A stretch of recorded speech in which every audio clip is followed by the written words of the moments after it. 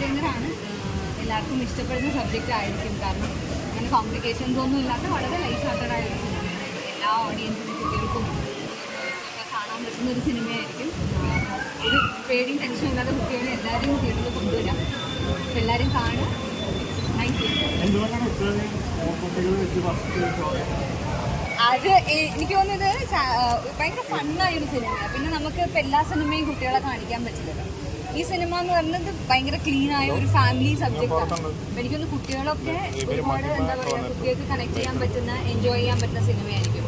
പിന്നെ എനിക്ക് തോന്നുന്നു ഇതിലൊരു മെയിൻ കാരണം എന്താണെന്ന് വെച്ചാൽ ആഡീസ് റിലീസായപ്പം സാൻഡി ചേച്ചിയുടെ പിള്ളേർ സാൻഡി ചേച്ചിയുടെ അടുത്ത് പറഞ്ഞത്രേ, ഈ ചേട്ടനെ ഈ ചേച്ചിനെ വെച്ച് കളറുള്ള ഒരു പടം ചെയ്യുമോ, കളറുള്ള പടം കാണണം. അപ്പം അവിടെ നിന്നാണ് ഇത് തുടങ്ങുന്നത്. അപ്പം അങ്ങനെ കളറുള്ള ഒരു പടമായിരിക്കും. കുട്ടികൾക്ക് കളേഴ്സൊക്കെ ഭയങ്കര ഇഷ്ടമായിരിക്കുമല്ലോ. അപ്പോൾ അതായിരിക്കും ഇത് കോൺസെപ്റ്റ്.